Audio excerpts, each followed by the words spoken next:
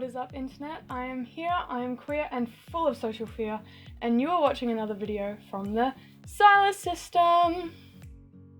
I know this isn't a type of video that you guys get to see all too often, and I'm trying out a new setup, so I hope you guys like it. My cats are probably going to knock the camera around quite a bit because I don't have a tripod, so I'm using their cat tower. Say hello to everyone. Today's video is going to be about a topic that I didn't realise that I had an interesting insight on until very recently when I was discussing it with a few friends, and that is time perception. And now Sage is going to make everything move as well.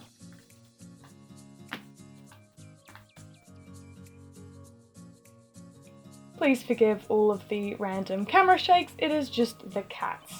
So, what do I mean by saying that time perception is something that I deal with differently to others? Well, I don't feel time. That's like the simplest way I can think of saying it. I do not perceive the passage of time at all. So where someone who might perceive time normally can go, I think that 5 minutes has passed, I have no idea how long has actually passed. You could put me in a room for 10 minutes, or you could put me in a room for an hour, and I wouldn't be able to tell you that the two are different. It was only recently when I was discussing my lack of future goals with my therapist that I figured out that this was something that was actually caused by my brain not being normal. So when I was with my therapist, she was discussing the fact that I needed some future goals, something that I should be striving for after I get my degree, because I'm currently at university doing film. And she was a bit confused and concerned for the fact that I didn't have any plans for after leaving school, even though it's like a year away and I should probably be thinking about what I want to do for the rest of my life. And it wasn't until I explained to her that I don't know what the future is, that I don't have a way of cognitively understanding what the future means, that she kind of sat and was very quiet for a little while, came to the conclusion that I just am time challenged. Now, scientifically, how does this work? If I can't perceive time, why can other people perceive time? And why is this perception able to be turned off like a switch? Well, let's delve into a bit of the science. A number of studies have shown that people experiencing dangerous situations or life-threatening instances show specific petraumatic changes, which include altered time sense, time perception, attentional focus issues, awareness of pain, and many other things. Trauma devastatingly disrupts the ability for us to understand linear time, and our experiences of such time and our sense of stretching from past to future. Even further so, because trauma so profoundly modifies our ordinary experience of time, a traumatized person quite literally lives in another kind of reality, or a place where time doesn't exist. This doesn't mean everyone with trauma doesn't experience time like me. It just so happens that I never get to experience time. Some people who have gone through massive traumatic events will only experience lack of time perception when going through a flashback or any kind of PTSD episode where they might be remembering the event might be trying to be processed, and they will struggle with perceiving time when that is occurring in their brain. This happens because the brain is trying to take an event that they don't realize is a memory and turn it into a memory. But to do that, the brain has to relive that event so that it can be placed away with all of the other memories. This is what causes a flashback. During these flashbacks, time can be warped. It can feel like it's slowing down. You can feel like you're in a completely different time and space that you are. Some people, if something traumatic happened in 2015, their brain will perceive the time that they are in as 2015. No matter how hard they try to remember that it's actually 2019. Something that I struggle with a lot. Because I can't perceive time. Other scientific studies have found that dissociating can affect a child's ability to fully present the ability to understand time. This can change their everyday life and significantly fracture a child's ability to perceive time as we would. We meaning everyone but me. Scientists hypothesize that any threatening stimuli cause intense psychological reactions that distort our internal sense of the passage of time. Results from studies suggest that fear distorts our experience of time in order to be prepared to act as fast as possible in case of danger. So what this happens for our sense of time as humans is that if we're presented with a situation that our brain may perceive as being dangerous, we feel like time slows down.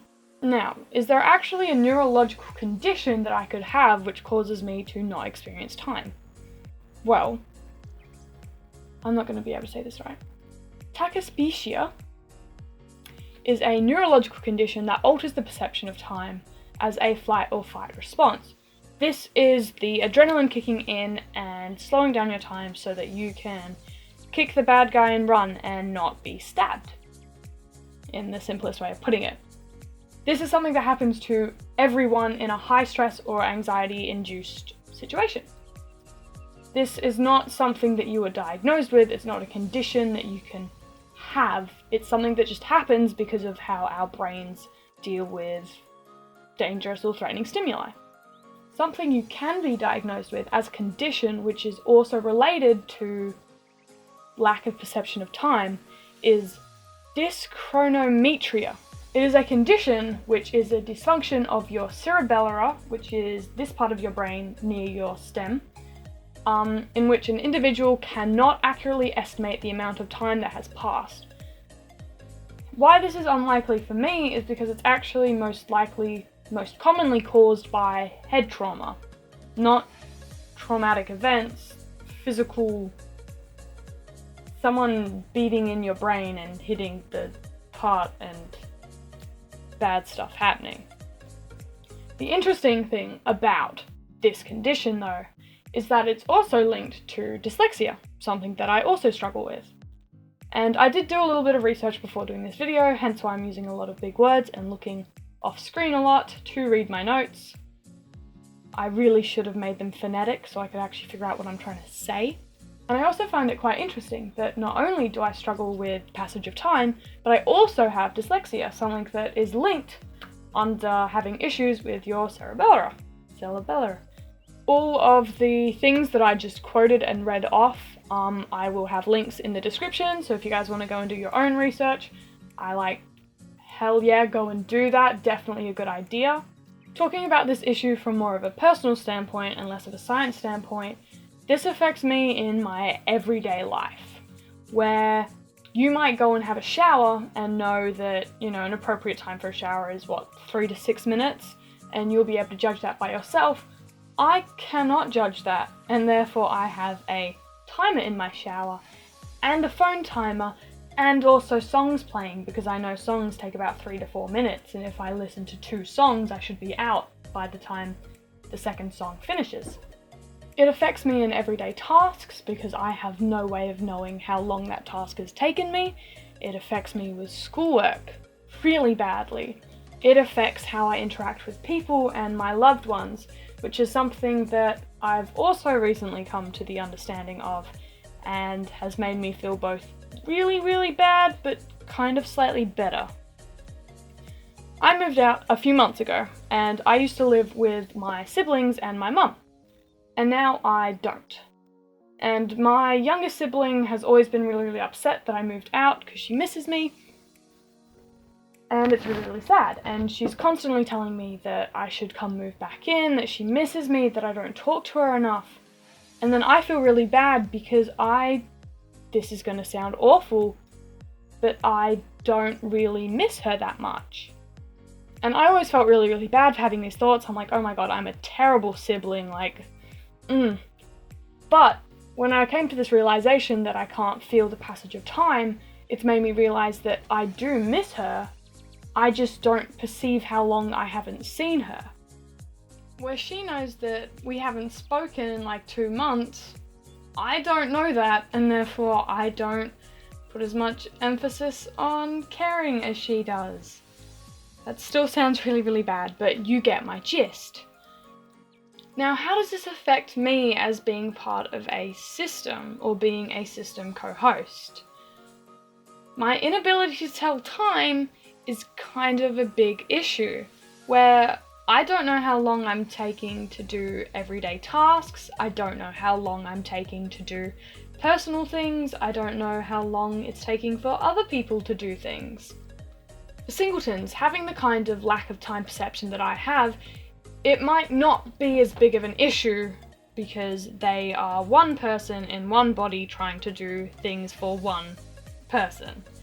For me, it becomes a quite large issue because I'm trying to get things done for a lot of people all sharing one body and trying to moderate the usage of our body. That sounds really weird. The next thing is that I may not be aware of the passage of time, but some of my personalities and the people I share my head with can. Now this means that it's very unlikely that it is actually a physical issue with the part of our brain that perceives time, because that doesn't really make a lot of sense as to why we can't and they can.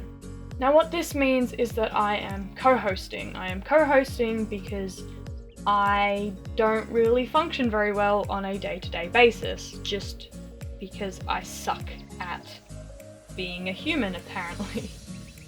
So I co-host with Necros, which you probably have seen a few videos from her, probably a few more.